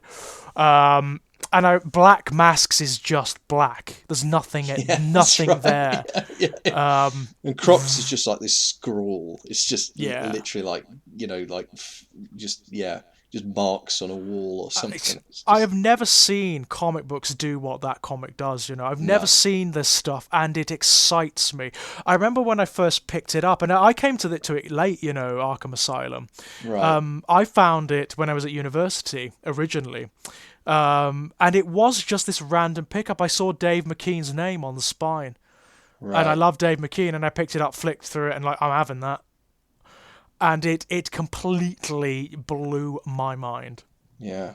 It completely blew my mind reading it. I remember being obsessed by it, just reading through it, thinking like, I would love to write something like this. I would love to create something this beautiful. I mean, I remember reading it and just thinking, I know I'm not getting all of this. Yes. That's the thing. And I remember how excited I was by that, you know, as a kid. I mean, I was probably 11 or 12, maybe 13. Wow, so really young for that book. Yeah. And I very vividly remember getting to the end of it and just being like, I'm not quite sure what I've just read. Yeah. You know, I'm not quite sure what's just happened. But I want to read it again right now. Yeah. It's because it is so challenging, isn't it? It defeats absolutely. everything you know about comic books, or assume you know, of what they can do. I think you could show this book to people who are very snifty about comic books as absolutely. art. And I think they'd be blown away by it. No, I agree. And it does all that. And we've talked about the dual narrative, we've talked about the symbolism, all that stuff's powerful. It also has, for me, probably the single most brutal Joker moment in any comic, and I include the death of Jason Todd in that. The sequence where they've had the initial face off, they've done the word association, and then Joker says, "What I want you to do now is we'll play hide and seek. It'll be fun." And Batman's like, "I'm not doing that." Yeah. Which he has to do, right? Again, we're back to that thing of like, Batman has to play the archetype. Of course. And Batman's like, "I'm not doing it." And then the Joker just says, "Well," and then he tells this joke, which I'm not going to repeat because it's actually really like hideous, isn't it? It's just one of the most horrific things you'll ever read. But that's it. That's the essence of the character right there. And the punchline, as he reaches the punchline of the joke, he shoots a guard in the head in cold blood. It's absolutely horrific. And then just points a gun at another guard and says, "Now, Batman, the game ends at midnight. Run." And it's just like, in amongst all this other stuff that's going on, this kind of very esoteric, kind of mind blowing stuff that's happening at the core of it, it's still like there is this vicious sadism. Yeah. There is this core of the Joker that is irreducibly just genuinely takes pleasure in inflicting as much psychological and violent pain as possible. Oh, totally. Yeah. And he does the whole thing like the guard's life doesn't matter. Like, he's doing the whole thing because he knows how much it's going to upset Batman. Of It's course. the only reason he's doing it. Everything about the Joker in this particular book is an assault on Batman. Almost everything about him, and he knows how to do it. That's the most interesting thing. He is so intimately intertwined with Batman in this book. He knows exactly what to say. He knows exactly how to react to him physically in order to make him vulnerable. And actually, that's what the Joker-Batman relationship has in common across the two books. Because that's the other thing that Dark Knight Returns does incredibly well, I think. I already quoted the line about, I don't keep count, but you do, and that's why I love you. Yeah, wow. But there's also the way that the final sequence between the Joker and the Batman plays out in Dark Knight Returns, which is, just one of my all-time favorite moments in any comic book ever, because they have the big confrontation that we've been inside the Batman's head. The Batman's decided, tonight you die. He said that to himself. I was too late for the ones on the stool. I was too late for the two in the boat. Those are your last two, Joker. I'm going to add them to the list of people that I killed by letting you live, and they are the last two. But when it comes down to the moment, he can't do it. And I love that, because that the essence, for me, what I love about the Batman character is if he didn't have the prohibition on killing and the prohibition on guns, he'd just be the Punisher. Yes. I don't dislike the Punisher, but he's not interesting enough to have the kind of rogues gallery he's got. No, what I love about the Batman is the same pathology that leads him to dress up as a bat and beat the living shit out of criminals every single night of his goddamn life when he's a billionaire and he could just live in his mansion and drink himself into oblivion. But no, this is what he chooses to do with his time: become the world's greatest detective and then beat the living crap out of people every single night. The same pathology that drives that prevents him from pulling the trigger, prevents him from killing. And I love that, but I think that it's so important because it doesn't make him a good guy. It really doesn't. He's really still doesn't. psychotic. And he's still Miller's version, he's still irredeemable, I think. I think even in Dark Knight Returns, he's not a heroic character. No, he is not. But it makes him so interesting, doesn't it? Because that's why? right. What is it about that prohibition? What is it, Yeah. And also, with the Joker in particular, it brings up all of these moral quandaries, doesn't it? Which the Batman himself acknowledges. He is, tacitly, he is responsible for every death the Joker causes. Yeah.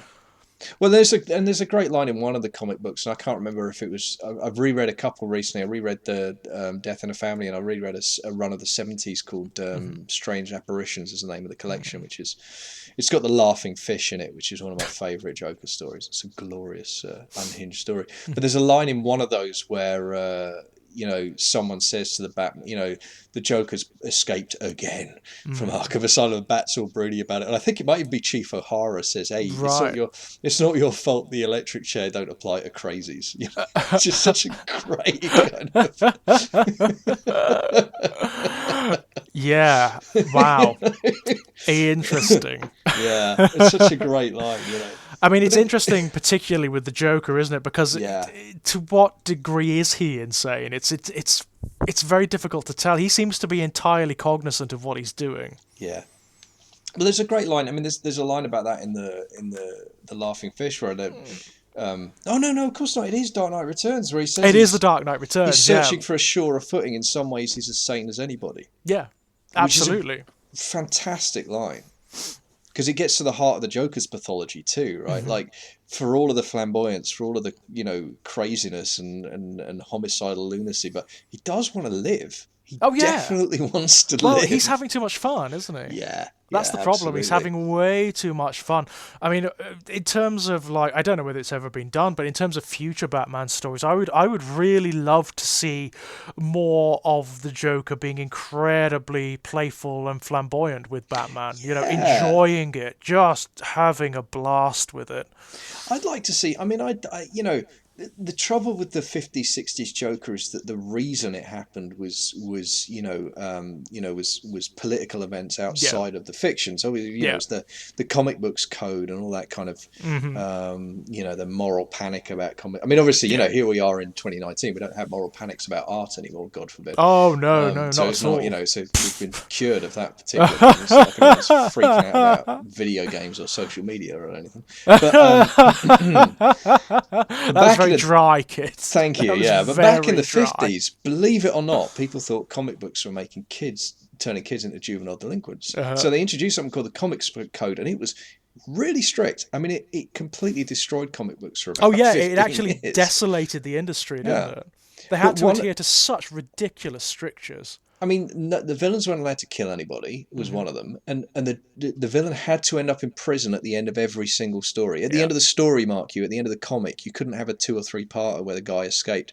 He had to be behind bars before the kids stopped reading. Otherwise, poor little Billy Bob's going to have nightmares about the Joker absolutely. running They're going around. to be corrupted. They're going And, to see that villainy can exactly. prevail. You know. And next thing you know, he's going to shoot his sister with dad's gun because he's too scared about that. I mean, maybe just don't give 5-year-olds access to firearms. No, you're right. Let's ban comic books. That's Let's ban clearly the comic books or problem. Dungeons and Dragons Yeah, or or heavy anime metal. or video games or whatever else. Whatever other scapegoat doesn't have a really big lobby behind it. Yeah. Anyway, But although it was obviously horrendous, this is an interesting thing, actually. This is an interesting theme. Sometimes when artists are forced to work within constraints, just sometimes it actually produces really fucking good art. I agree. I mean, it is the case, isn't it? If you put strictures on artists who desperately want to tell a story or create something, they will Yeah. create something. They'll just be more inventive about it. Right. And I agree with you. I could stand it because I think if I have a problem with these two comic books, it's not a problem with the comics themselves, but it is with their legacy.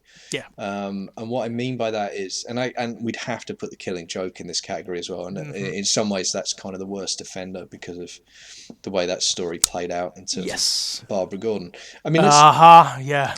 if we can deal with the Wow. good side of it first, though, because there is an upside to it that I think goes under remarked, which is that one of the things that I liked about the Killing Joke, liked might not be the right word, appreciated, Hmm. like with Death in the Family, the changes were permanent. Yeah. So Jason Todd never came back, or certainly didn't come back for like 20 odd years or something like that. His death stuck, and it was Yeah. a big deal. And it Which is a rare defined, thing, isn't it? yeah, I it mean, is a rare thing in comic books, and it defined the Batman psyche for a long time. It completely defined his relationship with the Joker from that point on. yeah. There was never any question that the Joker was the ultimate arch villain now, forever, for always. He killed Robin. No one Yeah. else will ever do, and no one else will ever do that, by the way. No.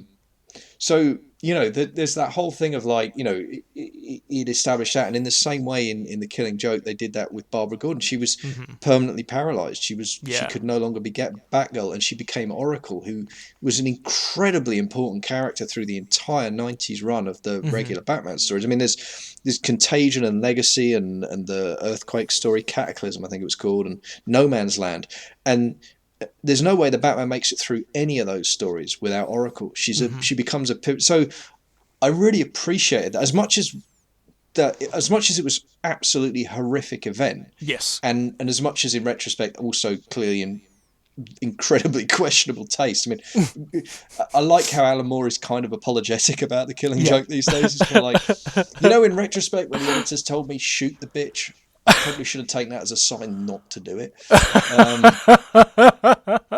Which is no, I think "cripple the bitch" is the phrase that Was the editor that the actually said to phrase him. that they? I believe that's the Wow. phrase that Moore was told by the editor, and he said, "Yeah, in retrospect, that should have been a red flag from a DC edit." Wow. Yeah. But you live and learn, don't you? But I do think the legacy is troubling, and for me, this is not the most troubling part of the legacy, but I'm a fanboy, I'm allowed to say this. For me, one of the irritating parts of the legacy is the Joker is occasionally now a bit too one-dimensional for my liking. Yeah. He always reverts to this extreme psycho killer lunacy. And that kind of does a disservice, especially to the version of the Joker in Arkham Asylum, because he is that, but that's not all he is. But he's everything else, potentially, Exactly, isn't exactly. he? He's a spectrum of potential characters, so there's no reason why Yeah. he can't be something else at some point. So he No, can't be that's right. someone else, you know? Or even a blend. I mean, the thing about the laughing fish from the 70s. What's great about that story is the Joker is a psychotic killer, and people get killed in that story. But his scheme is completely insane. It's bonkers, yeah. It's just nuts. I'm going to poison the fish so that they have smiley faces, and then you have to give me copyright on fish, and I can get 10 cents every time you sell a fish. What the fuck are you talking about? But what's great is like he believes it. Like Yeah. that version of the Joker, he completely believes it. And he's like, no, I'm just going to keep murdering the members of the Copyright Commission until one of you agrees with me that I. And that's brilliant. You know, It's that really bonkers, isn't it? works. I think that's it, isn't it? One of the big problems with the Joker these days, and the films have something to do with this as well. Whenever he occurs, he's got to be grandiose. Yeah. It's got to be huge. It cannot be one of these stupid, petty little schemes, which are completely comic and ridiculous. Yeah. I would love to see more of that, actually.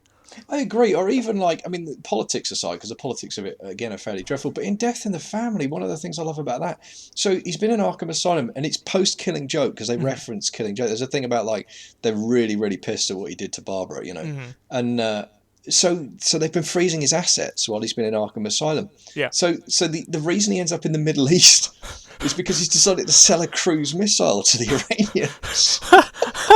Because he's got a cruise missile, right? He's had it sitting, and he's like, "Oh, I was always going to fire that at City Hall one day. Oh well, I guess I'll have to just sell it now." Yeah. Oh well, darn. Bills to pay and whatnot. I mean, it's something you see actually quite a lot in the 1990s cartoon Batman. The Joker and that does have these very silly schemes, which have a slightly sinister edge. Yeah. Oh, and you need both, but I think I just think the kind of. It's like the sequence we were talking about earlier in Arkham Asylum where he does the joke and kills the guard. I mean, it is. I understand why other writers will want to kind of, try and emulate that scene, because it's one of the most chilling things you'll ever read. I think it's a genuine. Like, I still feel a little ill when I get to the end of that. And it's a combination of the writing and the art style. And we talked before about the font. Everything is working in concert in that scene to make it just. It just punches you in the stomach. Yeah, it's jagged and it's awful, isn't it? It has this absolutely. real visual impact. Yeah, and it's when you get to the punchline, literally and metaphorically, it is a gut punch. It is you have a visceral reaction to it, and I understand why other especially people who read that at a similar age to me and have gone on to become comic. They want to write that Joker. They want to write something that fucking cool. And I get that, but it's like. There's so much more you can do than just that. He's such a good character for expressing your own neuroses and problems, isn't he? In that regard, I mean, make him something new, make him something interesting, because he can be that. Yeah, he's malleable. Make him new, make him interesting. Yeah, definitely. I mean, did you ever play the video game Arkham Asylum? Yeah, actually, I'm glad you brought that up, because that is something that I did want to touch on briefly before we close out. Because again, we were talking about the Rogues Gallery, and I think one of the things that Arkham Asylum does very well is kind of the way it intelligently engages with the Rogues Gallery. Absolutely. And it does the thing that the comic book doesn't, which we alluded to earlier, which is the Scarecrow sequence. Oh my god! Well, actually, I mean, it almost apologises. It almost makes up for it, doesn't it? Yeah, it does. Actually, the Scarecrow sequences in Arkham Asylum, the video game, probably the best parts of the game. They're absolutely phenomenal. I remember the first one in Canada. The first one where you don't know what's happening. Yeah. And you're like, what the fuck? The game suddenly becomes Silent Hill. And the tunnel just gets longer. And then you get to the morgue. Yeah. My god, that scared the hell out of me.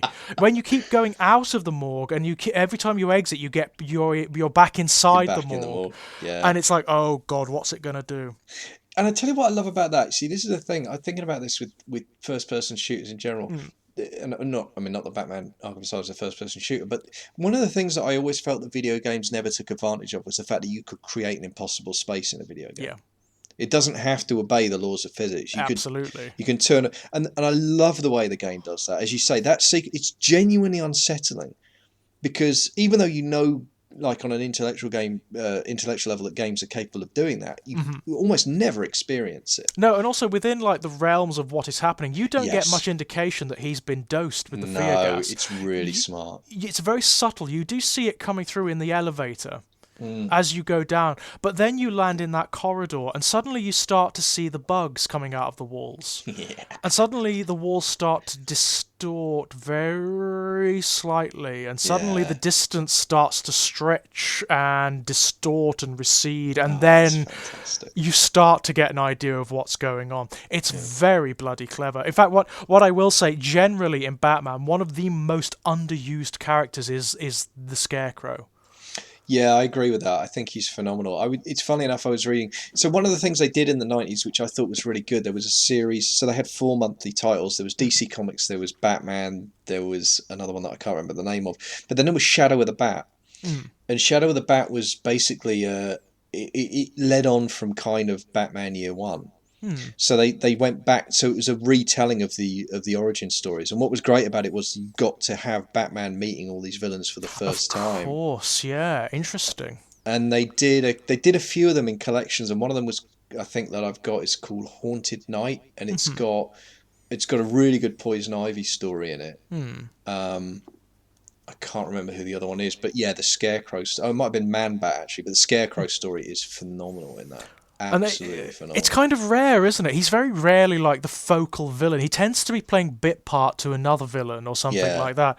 I mean, recently he has been somewhat recreated where he's more psychological. He's more like the Scarecrow from the Dark Knight films. Yeah. Where he is more obsessed with the notion of fear rather than just being like a petty hood who uses his fear gas to steal money or whatnot, which is what he was originally. Yeah, it's really interesting, isn't it, with the reinvention where it becomes less of a gimmick and a psychological obsession with fear. It permeates them. That's when I like it. I mean, and it's something that you do get in more recent versions of him, like the one that appears in the TV series Gotham, for example. Right. He is very much that. He is completely permeated by fear. There is nothing else because he's only a kid in that. He's only like Jonathan Crane is like 14 or something like that, and he has been completely immersed in this fear gas, so he cannot actually function. He doesn't see the world that everybody else sees. It's this nightmare distortion reality that is constantly reforming itself, so it's newly frightening to him. It's very cool, very cool concept. Because the other thing I like about, Scarecrow in Arkham Asylum, he actually breaks the game at one point, which is, again, just very clever. Breaking the fourth wall, you know. It's rare in horror video games, and again, I wish they'd do more of it. Way more of that, please. No, it's a great moment because it looks like the game's glitched. Yes. And you're sat there holding the controller going, what the hell? And then it reruns the introduction, and you're like, what the fuck is going on? Yeah. It's and then you cut it inside the Batmobile and the Joker's driving it and Batman's tied up in the boot. It's so good. It's borrowing a little bit from Eternal Darkness there, which is one of the very first games to do that. Oh, okay. Very clever stuff, but to tell you what, there are sadly few that do it. Yeah. That actually break the fourth wall. And I mean, horror games, come on. I mean, it's the perfect mechanism for making you genuinely afraid. No, it's rife for it, isn't it? I mean, I do remember that moment in playing Half-Life when you first break through to Zen, there is that moment of, the graphics look terrible now, but I remember at the time, back then, bloody hell. Being like, what the actual fuck just happened? Yeah, God. I mean, Half-Life, that must be one we talk about, Kip. Okay. Half-Life must be one, because that's like... No, actually, you know what? That's a really good shout. Because I've spent entirely too many hours of my life playing that, so we should get some value out of it. Likewise. Let's get some content out of it. Yeah, absolutely. Okay. But I think we've exhausted these comics completely. We have wrung them dry. We've dissected them. We've torn out every inch of them, which was very, very, very pleasing indeed. Yeah, absolutely. And as I say, one of the best things about this, it's really sort of lit a fire under me. I really want to go and read more Batman comics now. Yeah, I'm feeling that too. I mean, funny enough, I've been reading quite a lot because I've been going through the collection in the loft. My kid's, she's 9 and she's really gotten into superheroes. And brilliant. But the trouble is, like, she's 9. Yeah. So, and I'll tell you, one of the challenges I found, anything from the 80s onwards is too violent. Anything from the 70s back is too sexist. It's really tough. Yeah, so that leaves you with a very narrow margin, doesn't it, of Yeah, it what is you really can. tough. Very tricky indeed. But I think the way I'm going to do it is I think I'm going to try and find the collections of the comic book version of the animated series. Right. Yes, that's a good way. They were brilliant because they were properly good. Because we haven't really talked about the animated series a lot, but it was absolutely phenomenal. But the comics took the art style from the animated series. Oh, the sort of chiaroscuro thing, the noir is thing. Gorgeous, just gorgeous, and it works really well in the comic book format as well. By the way, a brilliant concept. Yeah. I mean, making a noir TV show for kids, superb, and it looks beautiful on the page as well. I mean, that's I can imagine actually. Yeah. I can imagine in like still art, it works beautifully. Yeah. No, it does. It's so stark. It's so simple, you know. And the stories are pitched at a kind of at a kid level, so they're not. They just don't. They're creepy and they're appropriately creepy, but they're not. They don't. They don't go too far. Yeah. They're not killing joke. They're not go that far with it. So I think that'll be my way in. And it'll only be a couple of years. You can get on the hard stuff, Yeah, absolutely. I mean, and there is the animated series as well, which is an excellent way in. I actually rewatched some of it recently, and the story where Harvey Dent becomes Two-Face is absolutely bloody tragic. Yeah. Because he is a total innocent. Yeah, he is. He's one of the good guys, isn't he? In that continuity, it's totally not his fault. No. It's really sad. It's a tragedy. He is a tragic character. I think that's one of the great things about him. Absolutely. All right, man. Okie dokes. Well, brilliant. Is there anything as per usual that you would like to pimp out, or?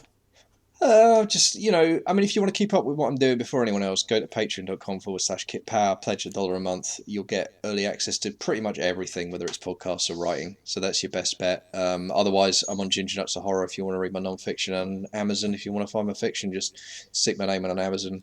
Maybe go to your independent bookshop to actually order the paperback if you want, if you can. Because you can, Yeah, and they're good things to have if you're lucky enough to live near one. Absolutely. Try and keep it in business. But certainly if you want the ebook, get it on Kindle. That's fine. Brilliant.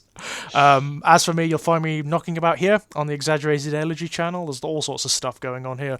Playing through Dark Souls at the moment. Bloody hell, there's something wrong with me. There's something very, very wrong with you, man. It's great, but it bloody hurts, I can tell you. Yeah.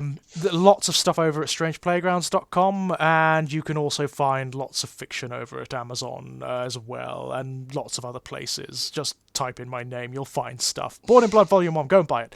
Yes, do that. In one form or another, go and buy it. Enjoy it if you wish. With that, we will speak with you all very, very soon. Goodbye. Bye.